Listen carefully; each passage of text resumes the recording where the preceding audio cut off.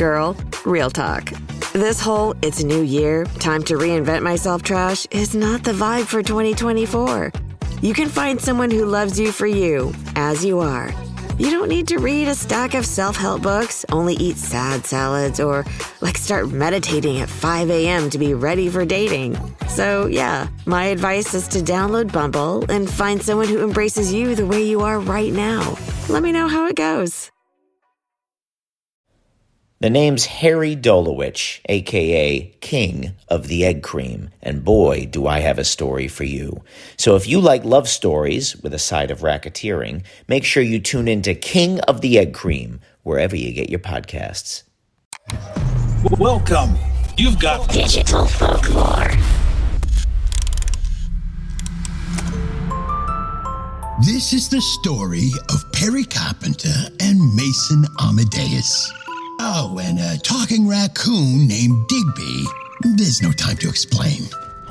Together, they're on an adventure to unlock the secrets of modern folklore, interviewing experts and delving into online rabbit holes.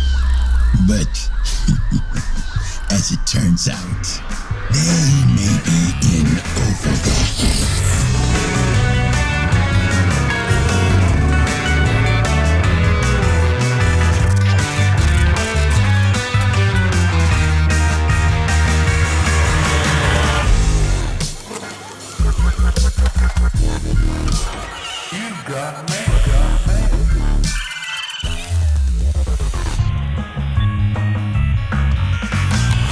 I'm Perry Carpenter. And I'm Mason Amadeus. And this is Digital Folklore.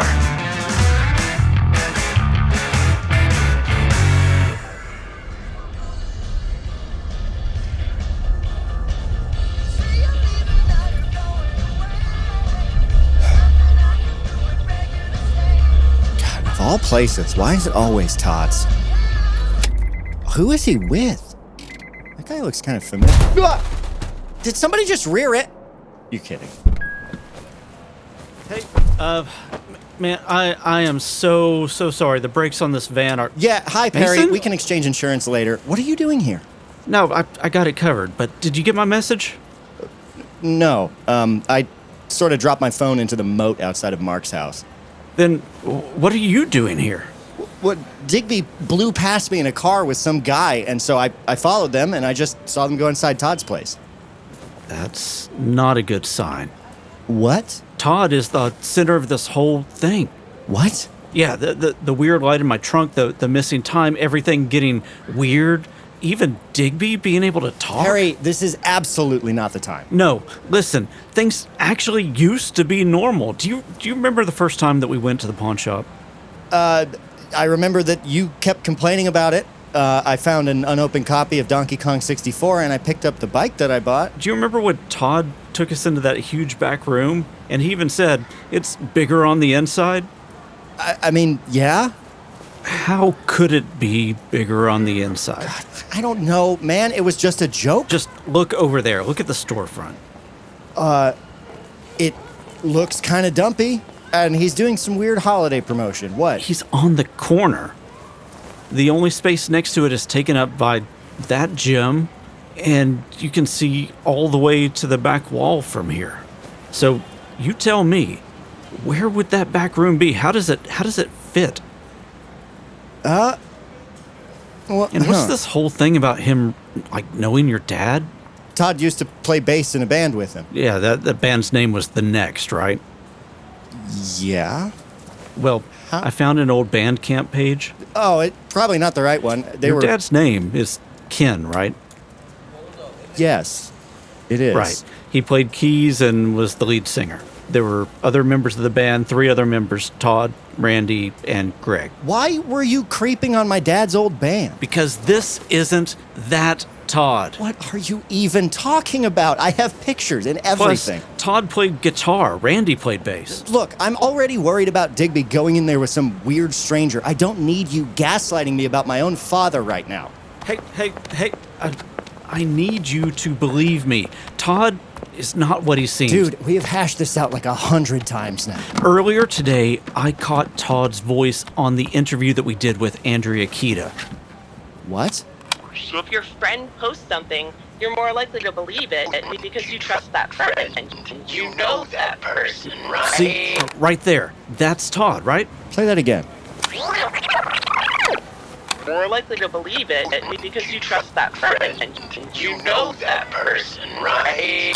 That's... Okay, I mean, it kept happening in these unpredictable moments, and then I finally caught it on tape. But it could be like a sample rate glitch, right? Like it's playing back at the wrong speed. It makes her voice sound wrong, or a hardware issue. No, I figured it out. It only happens when I stop paying attention. You realize how unbelievable that sounds, right? What, paying attention to anything for over an hour for you sounds unbelievable? No, okay, haha, very good. No, look, I agree, that's super weird, and it does sound like Todd. I'll give you those things. But I genuinely don't understand the bigger picture that you seem to think exists here. I think we've been Mandelaed into an alternate reality or some kind of simulation that's all controlled by Todd. It feels like he's toying with us, but I think he's getting bored or maybe overextending himself, and we're starting to see the frayed edges of this whole thing, like cracks in the facade. Yeah, okay, no, now you've lost me.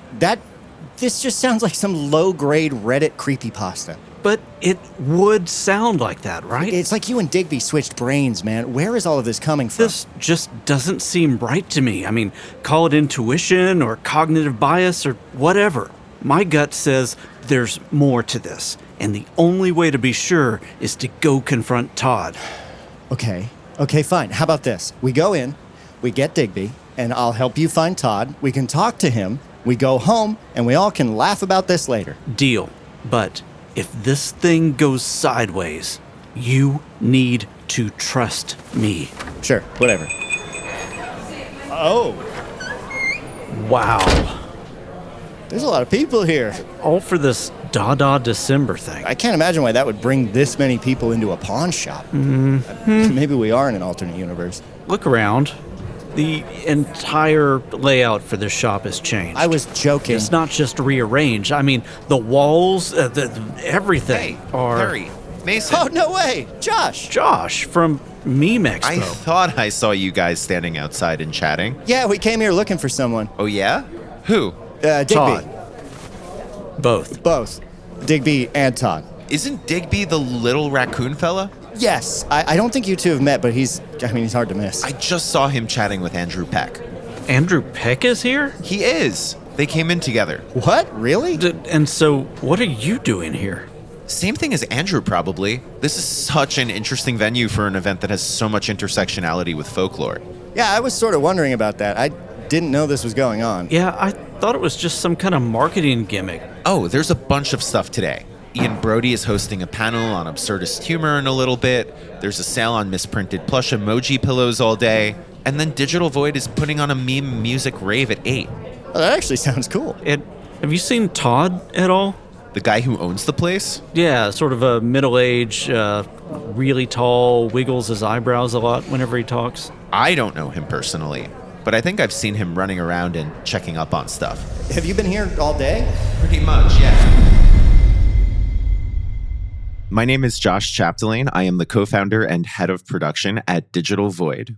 I am also the associate director of the Media Studies Master's program at CUNY Queens College. We just wrapped up at Digital Void our final Meme in the Moment Festival of 2023, where we explored visions for a better internet with a world-class lineup of speakers who are interested in bringing many diverse perspectives to the discussion about how we not just diagnose the problems of the contemporary internet, but how we work to create solutions in that space.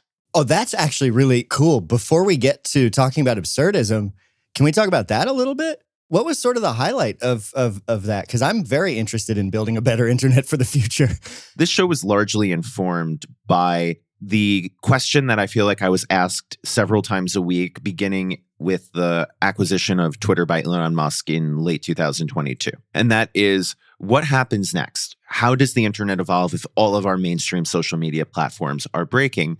And there is no one solution. There are myriad solutions, and those solutions need to be developed by a diverse range of people in this space. So we put our heads together and thought about the key people in this space who could contribute to a broader conversation about this. So we brought together academics like Dr. Jamie Cohen. We brought together brand strategists who are working on this from the communications and strategic side, like Jenny Chang. We also incorporated brand strategist Rachel Greenspan. We had award-winning journalists, Kat Tenbarge, a wide variety of others as part of this show. And ultimately, the thing that became most clear to me is that the branding and agency side so oftentimes misses the perspective of creative labor, and the content creation and creator economy side of things so often is not connected with the academic part of things. And there's a new landscape of needing to connect these groups that are all working on similar problems, but are not oftentimes in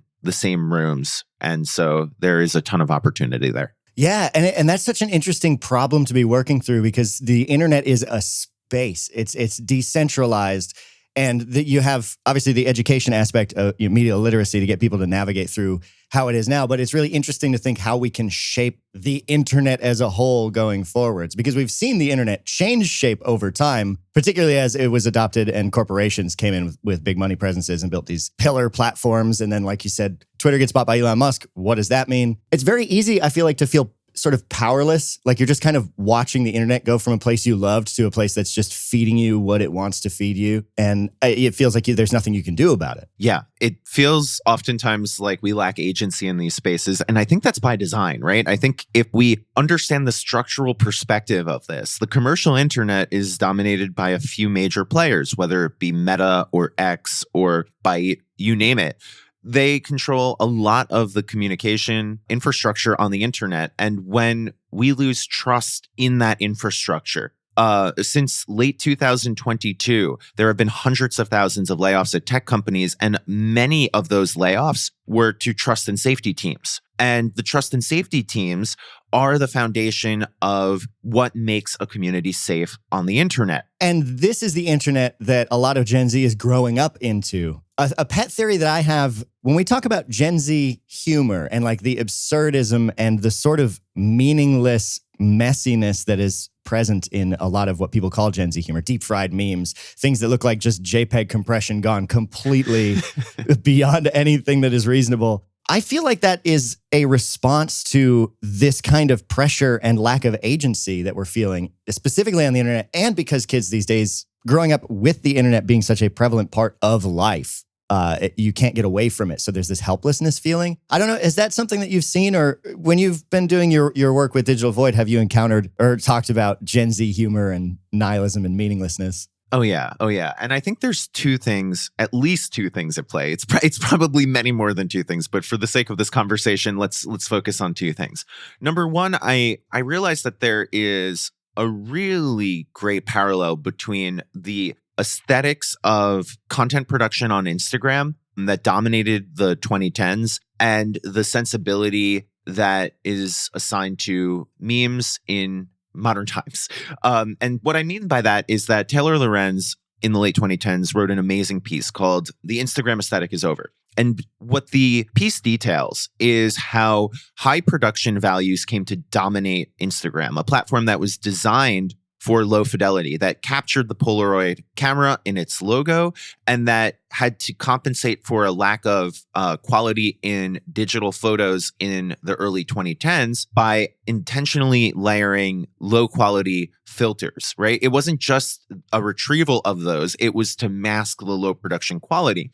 But as commercial investment began to fuel the space, what happened was high production values, think influencers like the Kardashians at the time, the teams associated with and the investment associated with content production on Instagram began to balloon. And so what was viewed as authentic was the high production value. But after a few years, that story didn't necessarily play well. And so the pendulum swung in the other direction, where authenticity became viewed as low fidelity, low production, unmanicured.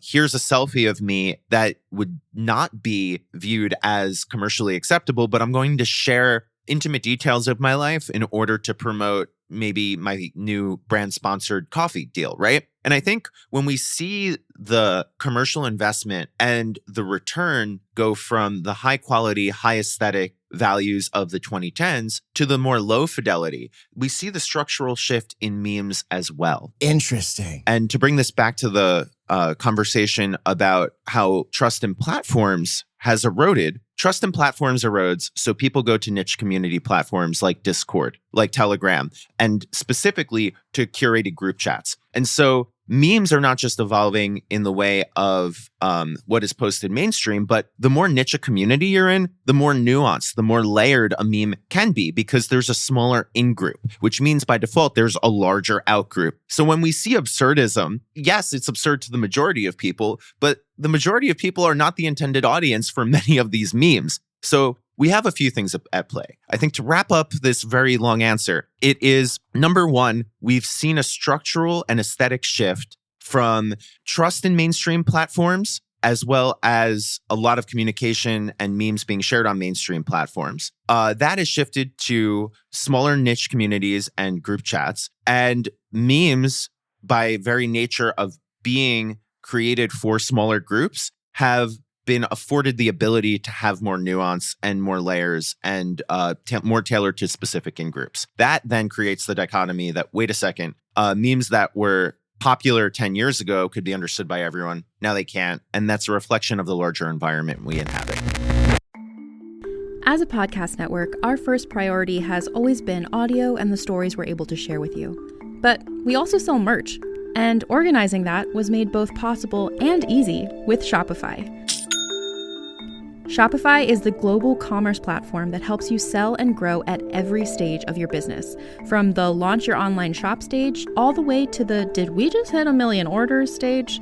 Whether you're selling scented soap or offering outdoor outfits, Shopify helps you sell everywhere. They have an all-in-one e-commerce platform and in-person POS system, so wherever and whatever you're selling, Shopify's got you covered. With the internet's best converting checkout, 36% better on average compared to other leading commerce platforms, Shopify helps you turn browsers into buyers. Shopify has allowed us to share something tangible with the podcast community we've built here, selling our beanies, sweatshirts, and mugs to fans of our shows without taking up too much time from all the other work we do to bring you even more great content. And it's not just us. Shopify powers 10% of all e-commerce in the US. Shopify is also the global force behind Allbirds, Rothy's, and Brooklinen, and millions of other entrepreneurs of every size across 175 countries. Because businesses that grow with Shopify. Sign up for a $1 per month trial period at shopify.com/realm, all lowercase. Go to shopify.com/REALM now to grow your business, no matter what stage you're in. Shopify.com/realm.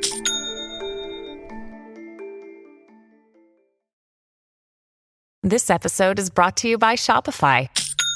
Forget the frustration of picking commerce platforms when you switch your business to Shopify, the global commerce platform that supercharges your selling wherever you sell. With Shopify, you'll harness the same intuitive features, trusted apps, and powerful analytics used by the world's leading brands. Sign up today for your $1 per month trial period at shopify.com/tech, all lowercase. That's shopify.com/tech.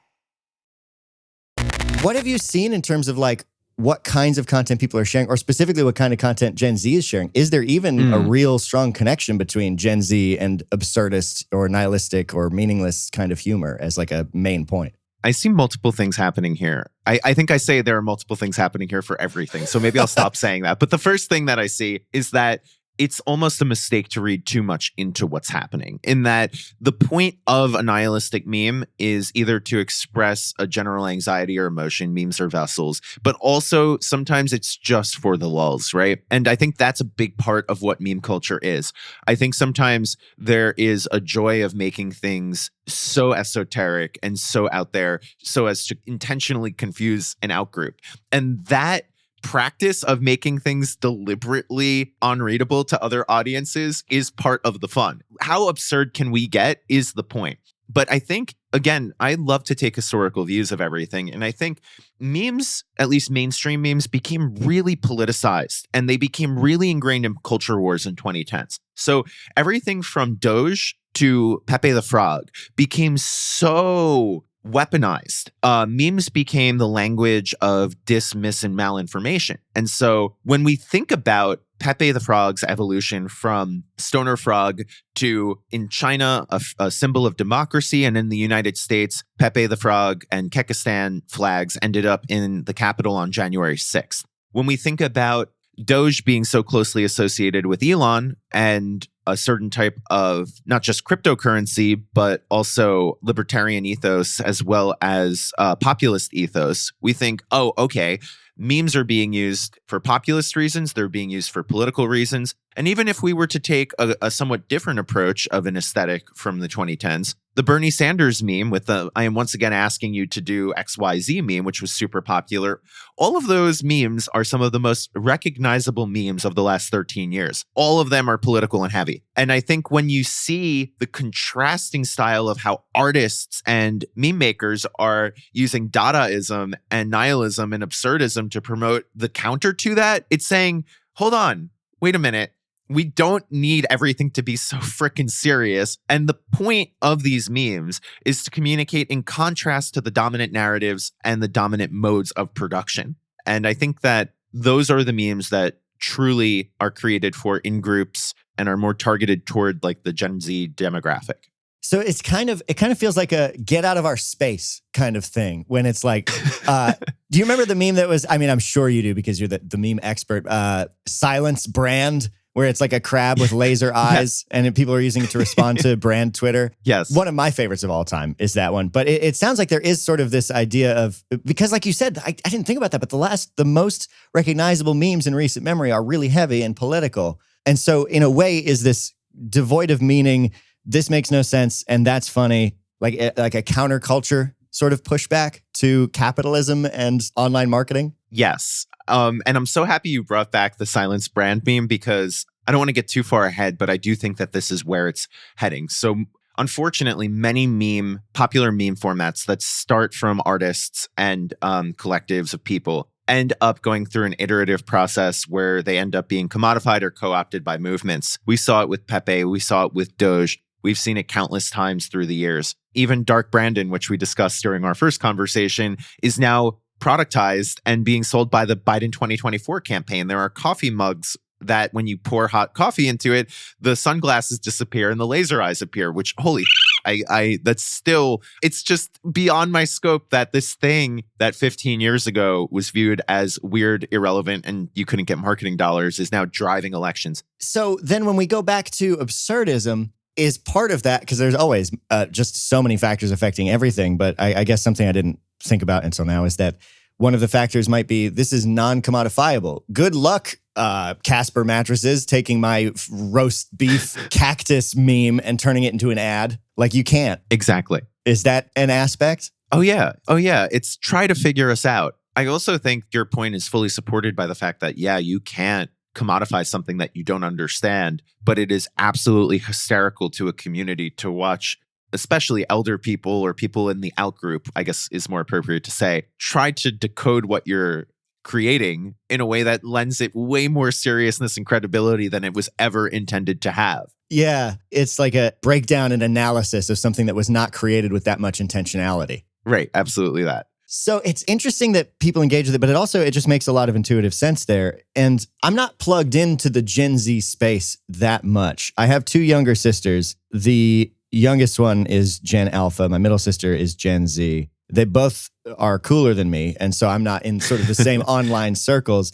What is Gen Z doing? Are they all right? What are they into? They're great. Yeah? They're great. I have no worries about Gen Z. So I was thinking about this last night because something that I'm always aware about as now I'm 30. I've been online literally since I can remember. I've lived through the evolution of AOL. I use dial-up. Not many people have used dial-up. I play the dial-up noise in my class so people know what it sounded like. And so I'm always really conscious of trying to ascribe or prescribe what's happening with an entire generation. It's so nuanced. There's so many different communities that congregate in so many different spaces. But what I will say is that I do think from a macro perspective, not much has changed. And by that, I mean, Mason, can you guess what the most popular meme as voted by Know Your Meme and Wired magazine was in 2013, a decade ago. In 2013. Okay. Yeah. That time is so fuzzy in my brain. Was it like the Picard meme? That was an earlier one. It was Doge. Was Doge? In 2013, it was Doge? It was Doge. On both Know Your Meme and Wired, the most popular meme or the number one meme of 2013 was Doge. It was followed by the Harlem Shake and Miley Cyrus's Wrecking Ball. Those were trends then. But I think if we're looking at what is popular this year, Know Your Meme recently published the most popular memes of 2023. It's everything from the Kevin James smirking meme, which is, I think, 20th or 19th on Know Your Meme's list. That's a very what you see is what you get meme. It's not that layered. It's not that nuanced. It's an awkward smile. Riz is short for charisma, but in a more sexually suggestive way. Cool. There was language that was similar or not too dissimilar from what was happening 10 years ago. But also, Doge is still very popular today. Pepe is still very popular today. The memes of 10 years ago and their applications are not all that different, especially if we're leaning into absurdism. There was a trend, the lights out trend on TikTok this year was almost identical to the Harlem Shake 10 years ago. So Harlem Shake, very popular for those who don't remember it. It was a popular song and a group of people got together and they paused and did a dance. This year, the lights out trend on TikTok was when the lights switch from on to off and a new person's at the front every time and they're doing an absurd dance. They are mirrors of each other and it's a 10-year difference. So the more things change, the more they stay the same. Even Doge at the time, part of the appeal of Doge was that it was a little bit absurd. Like it's dog with an E at the end. And it's just a dumb thing. Yes. Then why do we even have the phrase Gen Z humor? Marketing? Oh no, is it marketing? It's marketing. Have I been marketed to and I didn't realize? Well, I think there's a larger point here. Marketing is the simplistic answer. Right. I do think we started the conversation talking about the structural shift. And I think that memes are communication, and communication mirrors the dominant modes or structures that we inhabit. And when we shift from inhabiting larger shared spaces to smaller spaces, of course, we're not going to understand the nuance of what we're talking about as much as we did.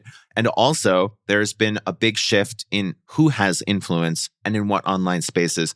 Influence on social media used to mean that you were more tapped into a monoculture than exists today. Ryan Broderick has done a lot of great work this year detailing how you can't read TikTok the same way that you read Instagram or Twitter a decade ago, because a video on TikTok that has 2 or 3 million views is certainly well viewed, but in the grand scope of larger trends or hashtags on TikTok, that is relatively low. He detailed some of the most popular videos on TikTok, and many people have not seen the most popular videos because of the global scale and the hyper-specific targeting. There are so many examples of how we've been fragmented into smaller communities, and those smaller communities have just been better defined. So without the larger monoculture, and with us each inhabiting smaller pockets of online space, the traditional lines or barriers have been blurred, and therefore memes have come to follow that. It's not that they're more or less absurd or more or less nihilistic. It's that we have less of a mainstream cultural consciousness to be constantly tapped into. So things that suddenly appear to be popular are actually just festering and growing in other areas and have been. They just weren't for us. Right. That is so well put. We thought of the internet as this big unifying thing. We talk a lot about how it really is creating a lot of smaller disparate groups. And there's just this bleed over, this overlap that you see sometimes when the edges of your algorithm intersect with the edge of some other random algorithm you're not a part of. Yes. And if I can add a little bit more about why I think this is only going to get stranger and more fragmented, I think it's important. So the United Kingdom has done a really brilliant job getting ahead of the curve in some forms of regulation when it comes to the internet. They were famous for being the country that allowed David Carroll from the New School to sue Cambridge Analytica for access to his data to figure out what data they had. And that led to GDPR, which is responsible for people having more autonomy and agency with their data. And responsible for those little pop-ups you now see about accepting cookies. Yes. It's actually a good thing. I know those boxes are annoying, but it's a good thing. It is. It's a very good thing. But this is all going to get really interesting because the new UK Online Safety Act just passed.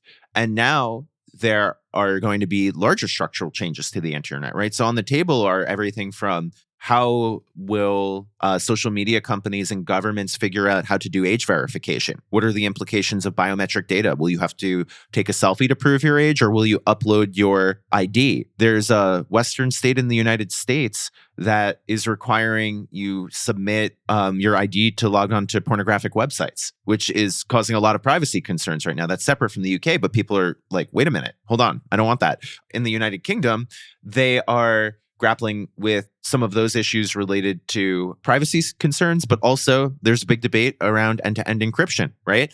Proponents of end-to-end encryption are saying that it's really important for security purposes. And on the other side, people are saying, well, wait a minute, how are we going to detect harmful material in CSAM and hold bad actors to account? And so all of these things will influence the structural nature of the internet and the communities that we inhabit and the memes that result. So if you think things are confusing now, wait until 50 elections take place in 2024 and the structure of the internet continues to morph. You are so right. And that ties us all the way back to the beginning, talking about what you focused on in that Meme in the Moment conference. And this didn't occur to me at the time, but GDPR is a great example of a single inciting moment that changes a big piece of the shape of the internet. Yes, totally. And with all of these changes on the horizon, I need to start paying better attention myself to these trends in internet regulation, because it sounds as though there's a lot of big stuff on the horizon, like the very near horizon. Yeah, and it's going to be messy. I mean, already this year we've seen a few shifts that are messy. Canada passed a new bill this year that wanted to cut advertisers into the profits from Facebook when the publisher's articles are shared, because Facebook gets to earn revenue on those articles being posted, but the publications don't necessarily get a cut of that. So editorial revenue has gone down across the board over the last few decades. Canada said, okay, you're going to have to start profit sharing. And so Facebook, in response, banned news articles from being posted in Canada. So then the consumers are hurt. They're like, nope, we're not doing that. And this is because the shareholders didn't want to lose money. Exactly.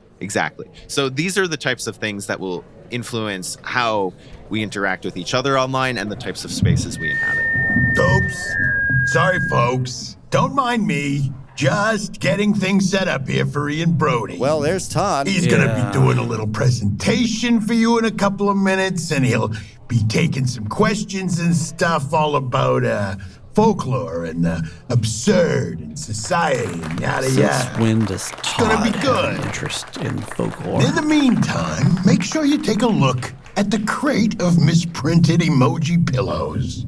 I sold a wicked cool vomiting cowboy emoji this morning. I just saw a crying eggplant on my way up here. Good stuff. Check it out. And in 2 minutes, we'll get Ian up on the stage for you. Thanks for coming to our first ever Dada December.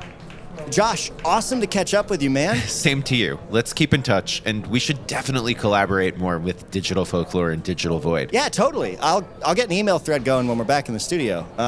I think right now we're going to go and try and catch Todd. See you later. Take care, Josh. And if I were you, I'd keep an eye on Todd.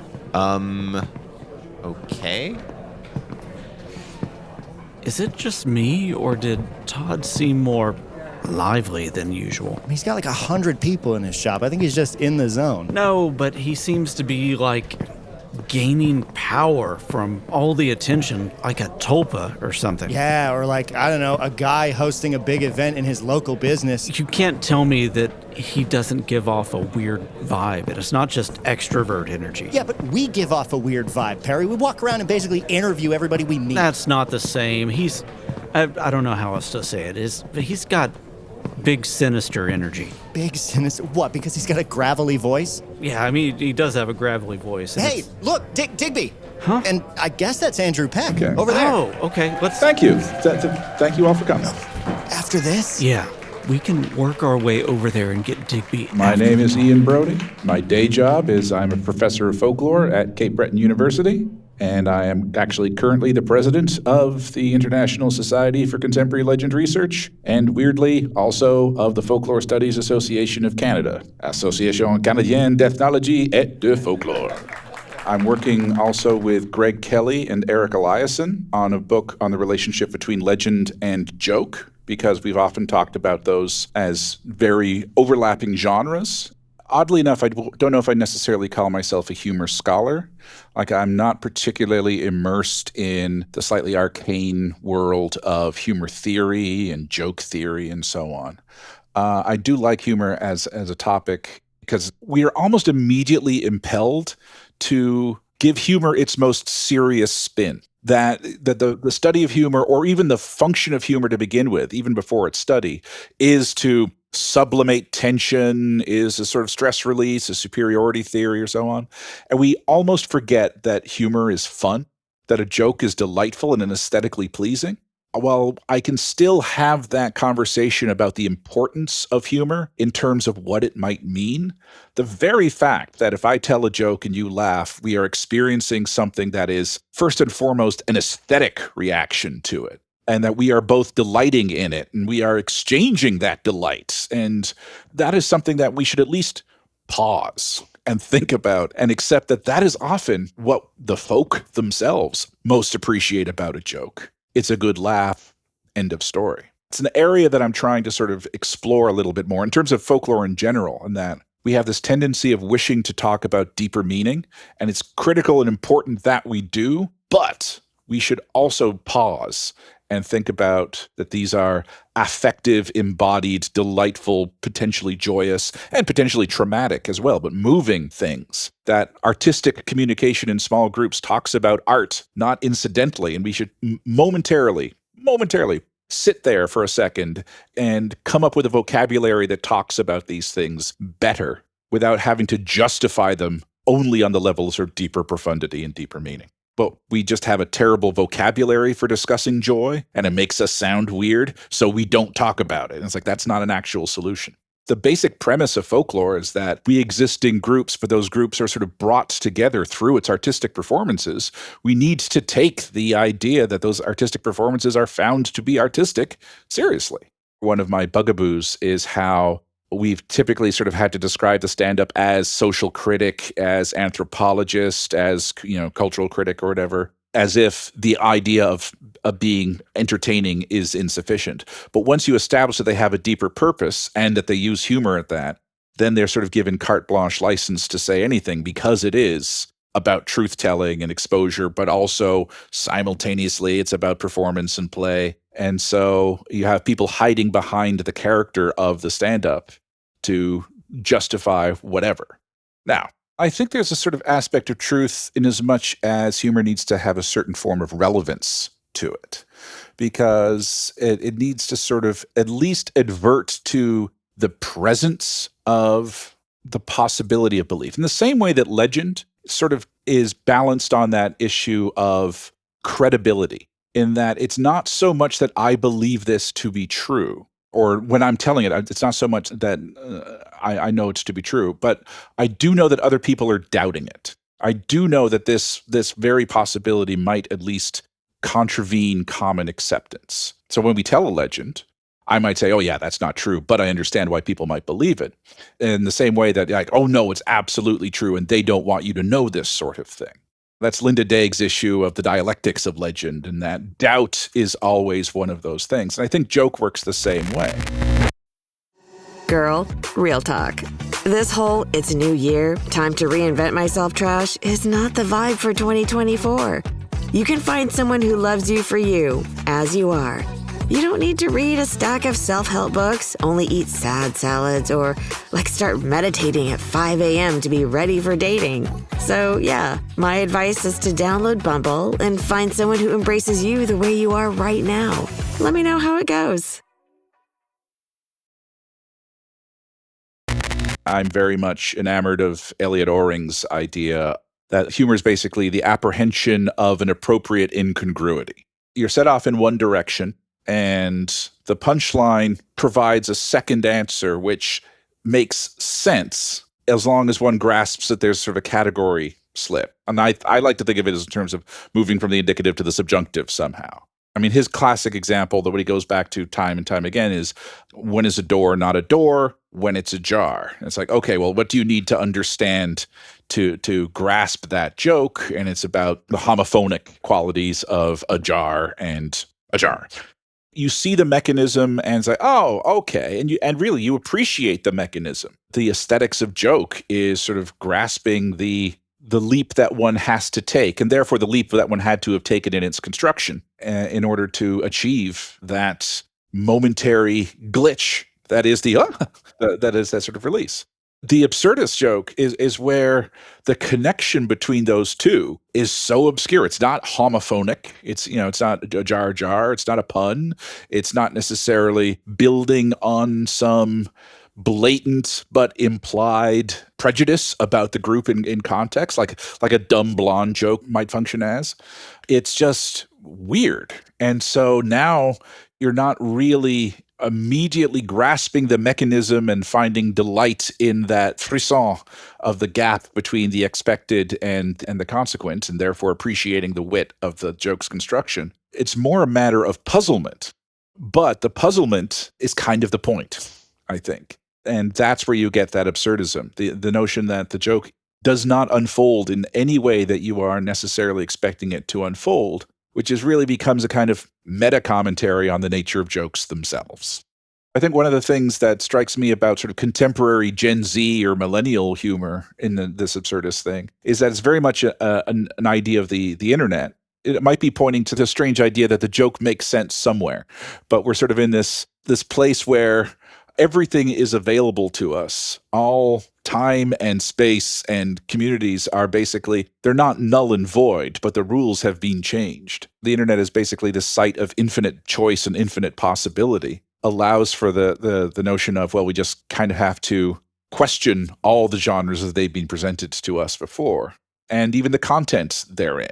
Because again, someone has to find that joke in infinite universes. With an infinite number of monkeys, one of them's going to come up with a joke that another infinite monkey is going to find hilarious.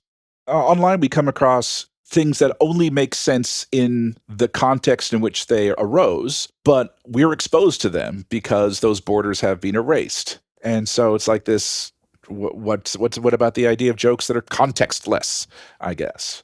I mean, I'm always surprised because I've got like an international crew of people on my Facebook pages, and every now and then there's this wonderful meme that comes up, but it's in like Croatian or something. And I see it, and there's lots of har emojis, responses to it. It's like, I have no idea what this is. I know it's funny, or at least I know it's being found funny. Someone thought it sufficient to post. Other people thought it sufficient to react to. Completely meaningless, except it's like angry mafia baby. That's all I really know.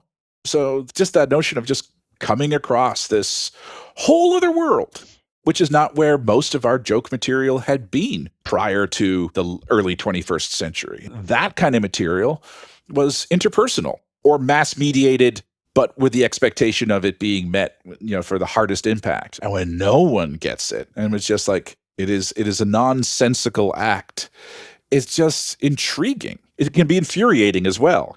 You have to be comfortable in your own unknowingness to really delight in it. It's like, oh, the world is full of mystery, whether on a sort of a metaphorical level or a cynical level. It's just like, I mean, like a deeply profound, mystical, mysterious level, or a absurdist, cynical, nihilist level. It's like, nothing makes sense.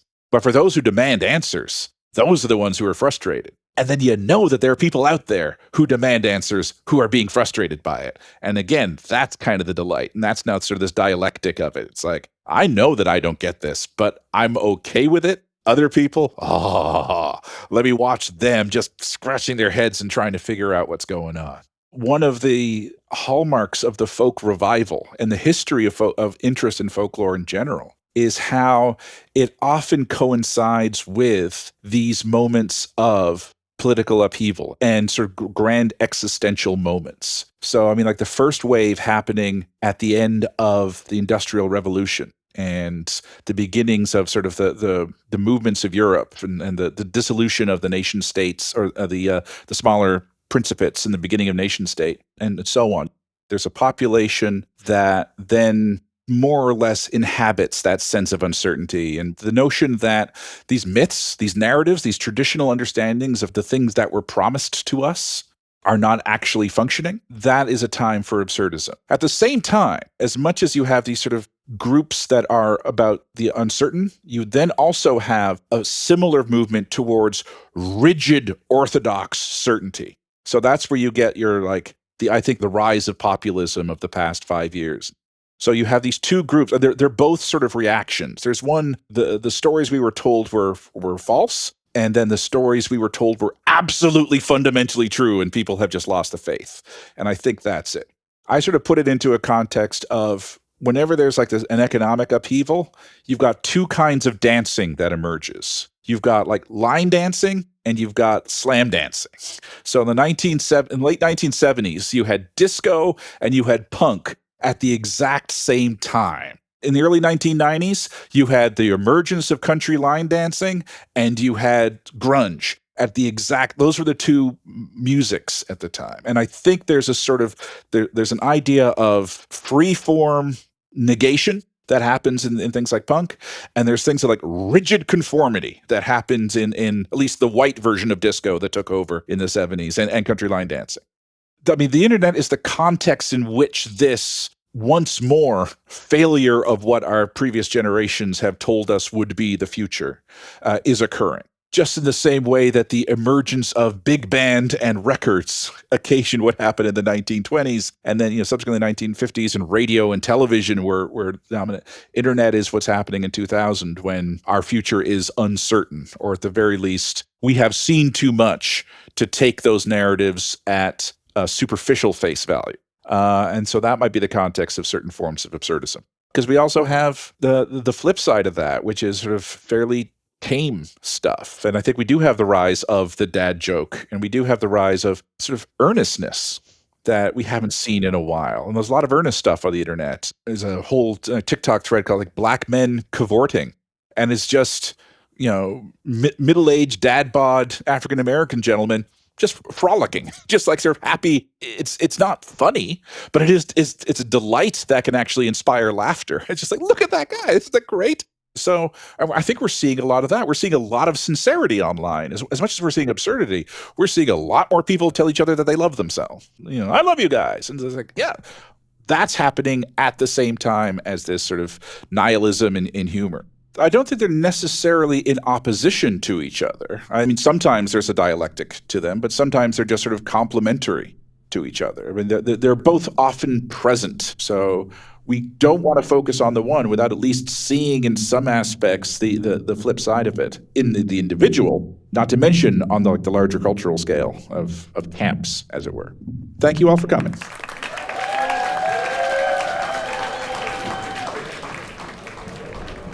Oh, no. Where did Digby and Andrew go? Last place I saw them was right there. I didn't notice if they slipped away during Ian's talk. Maybe they went up to talk to him right after we started walking. Maybe, but I don't see them by the stage. I don't think they would have left yet. Maybe they... Howdy there, fellas. Long time no see. Hi. Hello, Todd. Sorry about that. I didn't mean to scare you. What brings the two of yous into Dada December? Well, we were looking... We were actually looking for you, Todd. Me? There's something I need to ask you about. Finally! You want to interview me for your little documentary show, huh? Not exactly, Todd. I have some questions about the last time we were in here. Oh, no. Did the bicycle not work out? You know I don't do returns. No, Todd. The bike is fine. Actually, I mean, the front brakes don't... I brought something to show you. Ah, an appraisal. Why don't we step into my office for a second and take a look? Yeah, let's have a little chat, if you've got a minute. Oh, I've always got a minute for my two favorite customers. Right in here. Thanks. Take a seat. No, I'll stand. I'll sit down. All right, boys. What do you got for me? Well, Todd, ever since that night that we picked up the bicycle, I've been noticing some strange things going on. Right. That was the time you all spent hours in here, talking the ears off my customers, right? Let's cut to the chase. Earlier today, when I was editing part of our show, I caught something very interesting on the tape. Like a ghost? Some kind of hidden message? I think you'll find it's something familiar. So if your friend posts something, you're more likely to believe it because you trust that friend. And you know that person, right? That's you. That's your voice. What is your voice doing in this recording, Todd? Todd? Well, it was fun while it lasted. But you're right. I've been stretching myself a bit too thin lately. Time to wrap up some loose ends. The door! Like I told you, you'll never know what you're gonna find if you keep your eye open.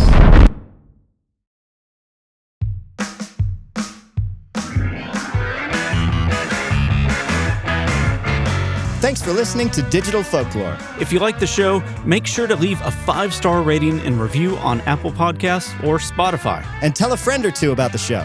That is the easiest and most impactful way to help keep us going. Thank you to our guests, Josh Chapdelaine and Ian Brody. You can find links to their work in the show notes. Thanks as well to Rich Daigle for providing the voice of Todd. And thanks to Matthew Bliss for editing the interview segments.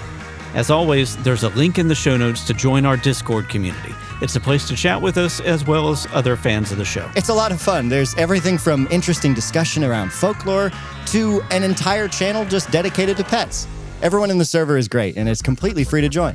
Digital Folklore is a production of 8th Layer Media, which would be a pyramid scheme if we had more people involved. As it stands, it's more of a line scheme. Consider supporting us on Patreon, and then get 2 of your friends to support you supporting us on Patreon. Or something, I don't know. Patreon.com/digitalfolklore. Again, check the show notes for all sorts of links, resources, and other fun stuff. And we will catch you next time. Thanks again for listening.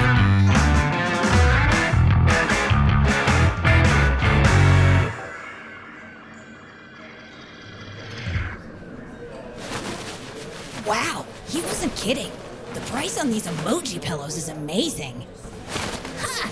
A cry-laughing raccoon! Oh man, I've got to get one. Oh, I should have known they'd be here.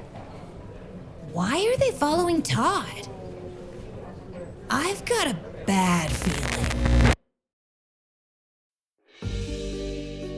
There's something weird going on with influencers right now. I'm a little freaked out. They just get everything they want.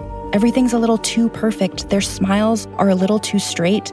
They're using filters I can't find anywhere. I know what I'm about to say might sound a little unhinged, but I think it might be witchcraft. At least, that's what Jenna Clayton thought right before she went missing. We're excited to introduce a new show from Realm, If I Go Missing, The Witches Did It, starring Oscar-nominated actress Gabourey Sidibe. When a Black writer goes missing, a white podcast host with a savior complex takes up the cause of finding her and collides with a coven of influencers she suspects are responsible. This show is a little bit of The Craft meets Mean Girls meets Get Out. Learn more about If I Go Missing, The Witches Did It at realm.fm, and be sure to listen and subscribe wherever you get your podcasts.